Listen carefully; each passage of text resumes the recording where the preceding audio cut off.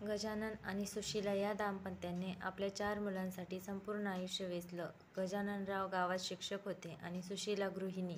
लहानपणी मुलांना चांगलं शिक्षण द्यावं म्हणून त्यांनी अनेक हाल-अपेष्टा सोसल्या. स्वतःच्या गरजा कमी केल्या, फाटकी चादर झाकून घेतली, पण मुलांच्या स्वप्नासाठी 1 रुपयाही कमी पडू दिला नाही. मोठा मुलगा विजय डॉक्टर झाला, दुसरा संदीप इंजिनियर झाला, तिसरा आनंद व्यवसायात स्थिर झाला आणि धाकटी मुलगी मंजिरी परदेशात नोकरीला लागली. प्रत्येकजण आपल्या आयुष्यात यशस्वी झाला, पण यशाच्या चकाकीपुढे त्यांना आई-वडिलांचा त्याग आणि कष्ट आठवलेच नाहीत. विजयच्या मोठ्या बंगल्यात आई-वडिलांना जागा नव्हती. त्याने कारण दिलं, "बाबा, इथे हॉस्पिटलचं काम असतं, लोक ये-जा करतात. तुम्हाला त्रास होईल."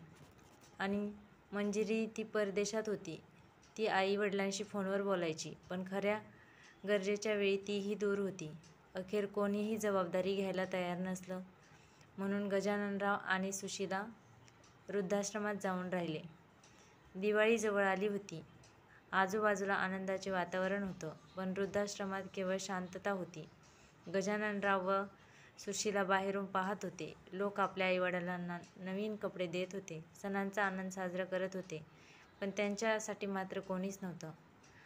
"आपलीच मुलं आपल्याला विसरली," गजाननराव म्हणाले, डोळ्यात पाणी आणून. त्या रात्री सुशीलाच्या डोळ्यात झोप नव्हती. मनात एक विचार, कधीतरी आपली मुलं आपल्याला घरी नेतील का? त्या दिवशी अचानक मंजिरीचा फोन आला. आईने आनंदाने उचलला, पण आवाजात वेदना होती. "आई, तुम्ही वृद्धाश्रमात आहात का?" तिचा आवाज थरथरत होता. "हो बाळा, पण आम्ही ठीक आहोत." सुशीलाने मनाचा कडवटपणा लपवला. हे ऐकून मंजिरीला स्वतःची लाज वाटली. ती तात्काळ भारतात परतण्याचा निर्णय घेतला. विमानतळावर उतरताच ती थेट वृद्धाश्रमात गेली आणि आई-वडिलांना पाहताच तिच्या डोळ्यातून अश्रू ओघळले. "आई, बाबा, घरी चला." गजाननराव आणि सुशीला काहीच बोलू शकले नाहीत. मग मंजिरीच्या डोळ्यात पाहत राहिले. मंजिरीने आई-वडिलांना घरी आणलं. घर पुन्हा आनंदाने भरून गेलं.